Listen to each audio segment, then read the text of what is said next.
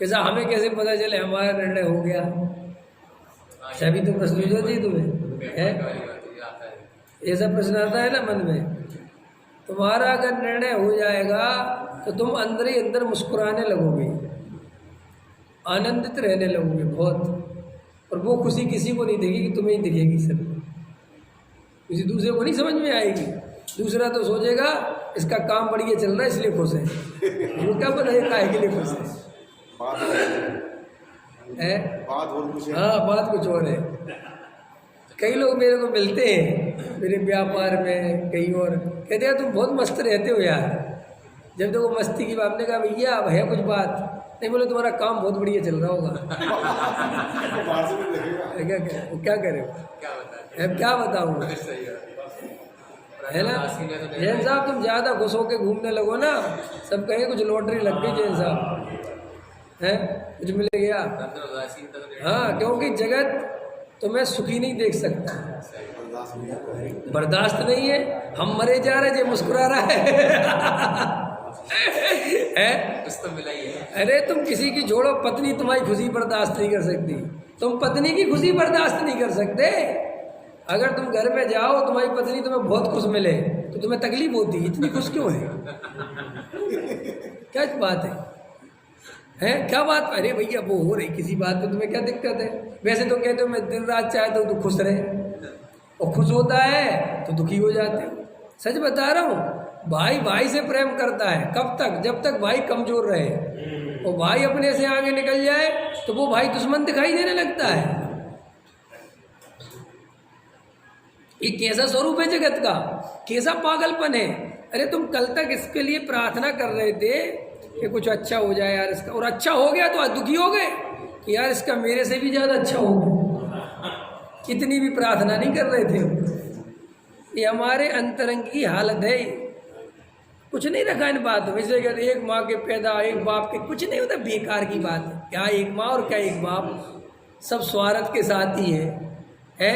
उन्हीं भाई बहनों की शादी हो जाती है, भाई पड़ा रह जाता है, अपनी पत्नी सब कुछ दिखने लगती है, अपने बच्चे सब कुछ दिखने लगते हैं। जबकि अपने बच्चे तो उस भाई से कितने बाद में आए, भाई तो पहले आ गया, कितने पहले आ गया, साथ में खेले कूदे बड़े हुए। लेकिन बाद में ऐसी शादी हो जाती है, बहन अपने घर चली जाती है, भाई यहाँ रह जाता है, बात खत्म हो गई। और कल के दिन वो बहन को देना पड़ता है तो धीरे धीरे शत्रु दिखाई देती है कि हम इनको कर करके मर जाएं क्या, हम अपने लिए करेंगे कुछ नहीं करें। बोलो, कई रीति रिवाज तो ऐसे पागलपन के बने हुए हैं जिनके मैं सख्त खिलाफ, मैं बिल्कुल सख्त, बिल्कुल समर्थन में हूँ ही नहीं। एक बार बताओ, ये बहन को देना, बहन को देना, अरे बहन कमजोर हो, बहन की कोई परिस्थिति खराब हो तो वो भाई दो करो। लेकिन जब बहन तुमसे भी ज़्यादा पैसे वाली है और भाई बेचारा कमजोर है, तो जो कौन सा नियम है कि वो देता फिरे, वो क्यों दे, उल्टा बहन को देना चाहिए।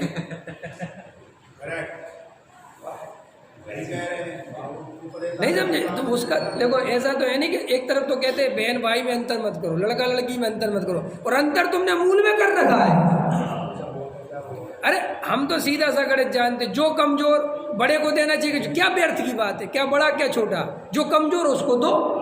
अगर ऐसा भी होता है कभी कभी, कर्मों की विचित्रता, बड़ा भाई कमजोर है और छोटा भाई ज़्यादा पैसे वाला हो गया, तो छोटा भाई क्या कहता है, अरे वो बड़े हैं, अरे तो बड़े हैं तो क्या हुआ, आज वो कमजोर है तुम उनकी मदद करे आओ।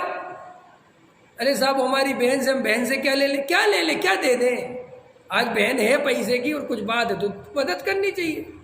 लेकिन वहाँ पे वो उसका पति मदद नहीं करने देगा, और वो पति नालायक उसके मायके से आता है तो मना नहीं करता कि मत चाहिए मेरे को,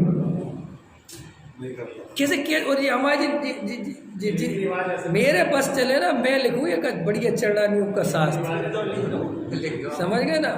चरणानुयोग वालों की तो मैं खटिया खड़ी कर दूँ। औरतों को तो बिल्कुल ऐसे समझ रखा है कि पूछो मत, मिट्टी माटी का पुतला, ऐसे उनमें जीव हो ही नहीं।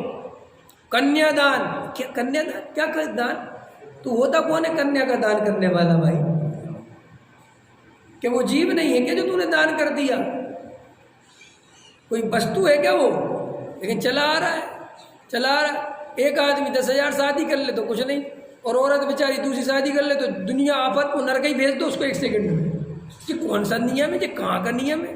अरे भाई, जब जीव बराबर का है, बराबर का है ना हर आत्मा, और ये पुरुष वेद और नपुंसक वेद और स्त्री वेद, बताओ किस शास्त्र में लिखा है कि स्त्री वेद में दुख नहीं होता? जब पुरुष वेद में पुरुष वेद को तकलीफ होती तो स्त्री वेद में स्त्री को तकलीफ नहीं होगी है? उसका कुछ नहीं, वो तुम मर, लेकिन मुझे तकलीफ होगी तो मैं खट से 10,000 शादी कर लूँगा। कमाल, ये तुम्हारे न्याय नीति है। इनको तुम कहते हो हमारे यहाँ बहुत न्याय है, हमारे यहाँ बहुत, क्या न्याय? इसको न्याय कैसे कहोगे? एक जीव, और चलो और बोल दूँ, मैं इन बात में बोलता नहीं हूँ, सबरे जैन धर्म अपना लो, सबरे, तुम्हारे जूते कौन बनाएगा? सबरे जैन धर्म अपना लेंगे, फिर वो जूते बनाएगा, उसे मंदिर में घुसने दोगे? रोड पे झाड़ू कौन लगाएगा? सबरे जैन धर्म अपना लेंगे तो है दम तुम में? लगवाओ सबको जैन धर्म अपनाओ। खेती कौन करेगा? अपनाओ सारे जैन धर्म, हम देखते कितनी दम है तुम्हें। और तुम कितने अच्छे हो कि सबको मंदिर में घुसने दोगे? वो झाड़ू लगा के आएगा यहाँ से, और फिर नहा धो के आएगा, मंदिर में आने दोगे? तो यही दूर रहे 10 फुट। अब यहाँ बेचारे वो कचड़े वाले होते हैं, और वे तो आदमी ऐसे निकलते बिल्कुल, चाहे प्राण निकल जाए लेकिन उनसे छिप नहीं जाए। ख्याल में है, अरे अछूत क्या, अछूत क्या, तुम्हारी कचड़ा उठाया बेचारे ने, तुम्हारी गंदगी उठाई है। ख्याल में है, वो नहीं, तुम वो नहीं करके गए इस गली में, गंदगी तुमने करी है। ख्याल में है ना? लेकिन हमें वो मनुष्य ही दिखाई नहीं देता। अरे जानवर से भी गया गुजरा दिखाई देता। लोग जानवर को तो गले लगा लेंगे, लेकिन छोटी जाति के आदमी को गले नहीं लगाएंगे। कुत्तों को लोग पाल लेते हैं, कुत्तों को गले लगा के घूमती मैडम, और कचड़े वाले को ये सब क्या है? ये सब कहाँ से तुम पढ़ लिख गए? क्या सीखे हो? कुछ नहीं सीखे। लोगों को इस बात का बहुत दुख है कि अमेरिका में झाड़ू लगाने वाला आता है तो वो भी तुम्हारे सोफा पे बराबरी से बैठता है। पता है आपको? अमेरिका में झाड़ू लगाने वाला आएगा रोड पे, तुम्हारे घर के अंदर बिल्कुल बराबरी से सोफा पे बैठेगा, वो नीचे पीछे कुछ नहीं, वहाँ चक्करबाजी, बराबर बैठेगा शांति से। लाओ 300 रुपये डॉलर लाओ, उसके साथ तुम वैसा व्यवहार नहीं कर सकते। अभद्र, दूर खड़ा रहे, दरवाजे पे खड़े, ये सब भारत में ही चलता है। ख्याल में है ना? ये भारत देश में कितना जुल्म किया जाता है, किया गया है छोटी जाति पर, इसका तुम्हें कल्पना भी है। इसलिए फिर अब सब लोगों को बहुत दुख होता है, ये छोटे लोग राज कर रहे हैं। क्या करें? तुम्हारे जुल्मों की इंतहा इतनी है। तो देखो भाई, अच्छे से समझ लो तुम, ये जो अपने यहाँ चारित्य वारित्य ये सब जो चर्चाएं हैं, सब समझो पहले स्वरूप को अच्छे से। सम्यक दृष्टि जीव मान्यता बदलती है। तो ये जो मन में आता है कि साहब हमें कैसे पता चले, अरे कैसे पता चले? अगर तुम्हें जरा सा भी सोचो, अभी बता देता हूँ 2 मिनट में, तुम्हें जिस दिन वस्तु स्वरूप का आनंद आएगा, जिस दिन थोड़ा भी आत्मा का श्रद्धांत जगता है, जिस दिन कभी कभी होता है ना, उस दिन तुम्हारा दिन भर आनंद चलता है। देखा होगा कभी, थोड़ा सा भरोसा आ जाए, जो होना है सो, थोड़ी देर के लिए भरोसा आ जाए तो आनंद में डूब जाते हो कि नहीं? चित्त एकदम प्रफुल्लित हो जाता है कि नहीं? तो इससे पता चल गया, जब नकली श्रद्धान में इतनी ताकत है तो असली में कितनी होगी। ये तो थोड़ी सी देर का है। अरे उस अर्थ में नहीं कह रहा, दूसरे अर्थ में कह रहा, ख्याल में है ना? परमानेंट नहीं, इस अर्थ में कि जब थोड़ी देर के वाले में इतना मजा है तो सदा काल वाला हो जाए तो कितना मजा आएगा भाई साहब। जब उपसम में इतना मजा है तो छाया में कितना मजा हो। ऐसा अब ठीक हो, ये सबको राजी करना पड़ता है। ये उपसम नहीं बोलो तो लोगों को घबराहट सी हो जाती है। वो उपसम बोल दो, छः उपसम छाया, हाँ ठीक है साहब, ठीक है सर, ठीक है। और सुनो, मानता कोई है नहीं। मैं कई दफे कहता हूँ कई जीवों को उपसम सम्यक्त हो जाता है, हमें तो नहीं हुआ आज तक।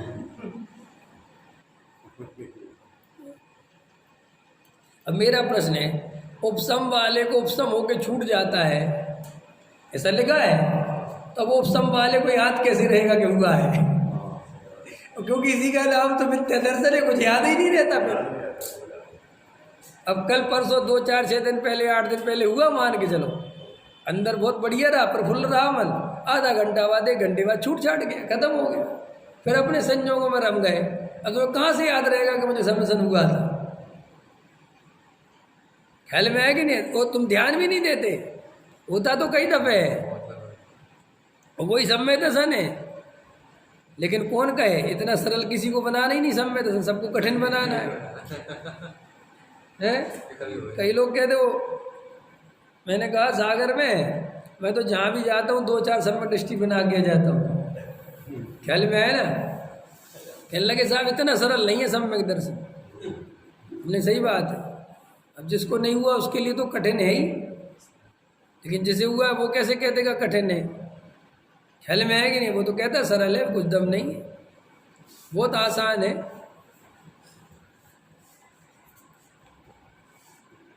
ये विचार करो, बहुत गहराई से विचार करो। सम्यक दर्शन बिल्कुल कठिन नहीं, बहुत सरल है। कुछ नहीं करना है आप, कुछ नहीं, जैसा वस्तु का स्वरूप है बस वैसा स्वीकार करो बस।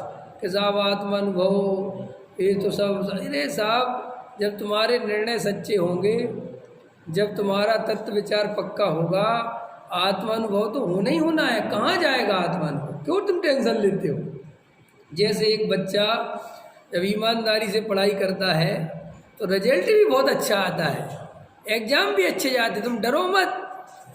एग्जाम से तो वो बच्चे डरते हैं, पढ़ते नहीं। रमेश जी, कौन बच्चे डरते हैं?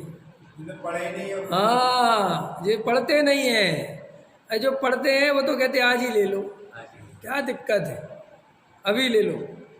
हम जब पढ़ते थे, टेस्ट होते थे, है ना, वो टेस्ट होते ना बीच बीच में बच्चों के लेते टेस्ट वगैरह, तो मैडम कहती थी चलो आज टेस्ट लेंगे, या सर कहते थे आज टेस्ट ले। सब बच्चे नहीं नहीं नहीं नहीं आज नहीं, हमें कोई तैयारी नहीं है।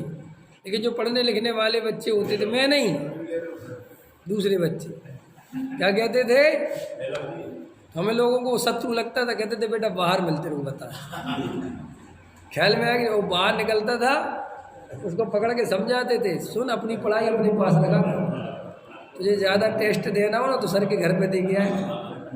हम लोग जब मना कर दें कि नहीं तो नहीं, हाँ, धमकाने का काम तो बढ़िया कर देते हो।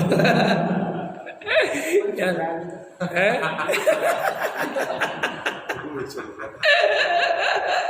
वही चलता है कि नहीं?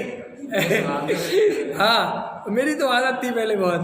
अब पढ़ते थे जयपुर में, हमारे यहाँ जयपुर में जब हम पढ़ते थे तो सीनियरिटी खत्म हो गई थी, मतलब ज़्यादा सीनियरिटी छाट नहीं रहे, लेकिन हम 5 साल पूरी सीनियरिटी करते रहे। हम लोगों को बहुत रहता था, है सीनियर है, सीधा खड़ा रहे, ख्याल में है ना। तो वास्तव में जो पढ़ेगा उसको क्या डर?